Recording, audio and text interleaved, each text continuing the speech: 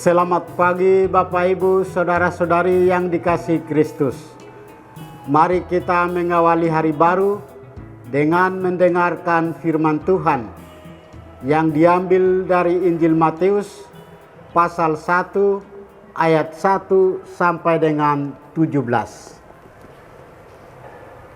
Tuhan bersamamu.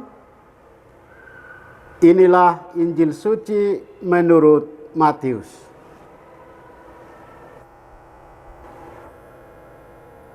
Inilah daftar nenek moyang Yesus Kristus, anak Daud, anak Abraham. Abraham mempunyai anak Ishak. Ishak mempunyai anak Yakub.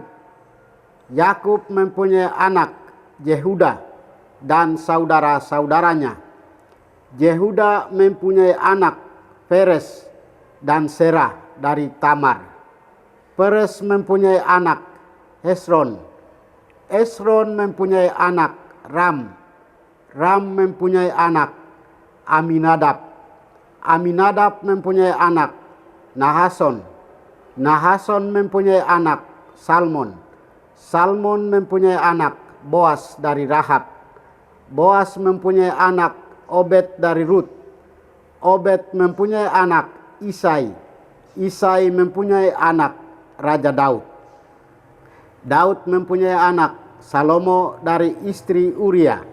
Salomo mempunyai anak Rehabeam. Rehabeam mempunyai anak Abia. Abia mempunyai anak Asa. Asa mempunyai anak Josafat. Josafat mempunyai anak Joram. Joram mempunyai anak Usia. Usia mempunyai anak Yotam. Yotam mempunyai anak Ahas. Ahas mempunyai anak Iskia. Iskia mempunyai anak Manasye. Manasye mempunyai anak Amon. Amon mempunyai anak Yosia. Yosia mempunyai anak Yekonya dan saudara-saudaranya pada waktu pembuangan ke Babel. Sesudah pembuangan ke Babel, Yekonya mempunyai anak Sealtiel. Sealtiel mempunyai anak Serubabel. Serubabel mempunyai anak Abihud. Abihud mempunyai anak Elyakim. Elyakim mempunyai anak Asor. Asor mempunyai anak Sadok. Sadok mempunyai anak Akim. Akim mempunyai anak Elihud. Elihud mempunyai anak Eleaser. Eleaser mempunyai anak Matan. Matan mempunyai anak Yakub. Yakub mempunyai anak Yusuf suami Maria. Dari Maria lahir Yesus yang disebut Kristus.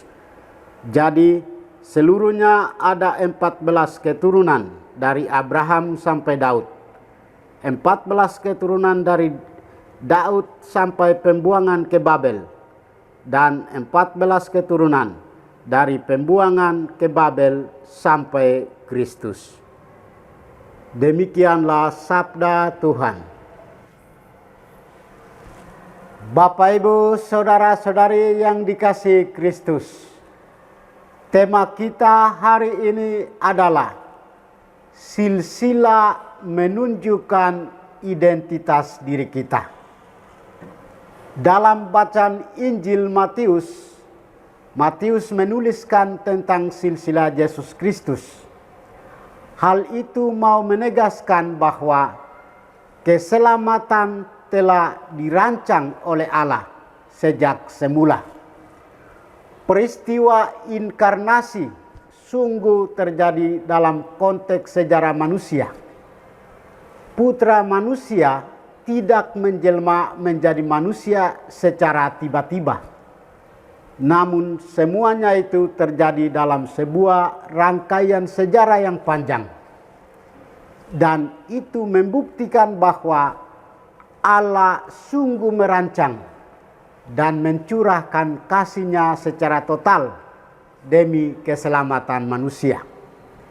Dia sungguh Immanuel, Allah yang tinggal dan bersama-sama dengan kita. Silsilah Yesus Kristus sesungguhnya adalah silsilah hidup iman kita. Sejak zaman manusia pertama sampai dengan zaman Daud, dan sekarang zamannya kita. Yesus Kristus ada dan tetap hidup. Ia dekat kepada kita, menyertai dan membimbing kita, hingga pada akhirnya menyelamatkan kita. Oleh karena itu, Injil hari ini menunjukkan kepada kita bahwa Yesus sungguh-sungguh menjadi bagian dari sejarah bangsa manusia. Yesus tidak tiba-tiba hadir di dunia menjadi orang asing. Yesus hadir dari keturunan leluhur, baik yang terkenal karena kebaikan dan prestasinya maupun karena keburukannya.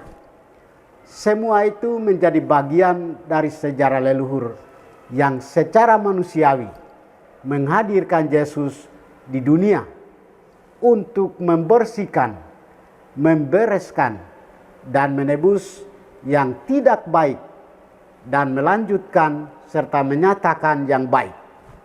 Bapak, Ibu, saudara-saudari, cinta dan penyertaan Allah Tritunggal kepada manusia secara total.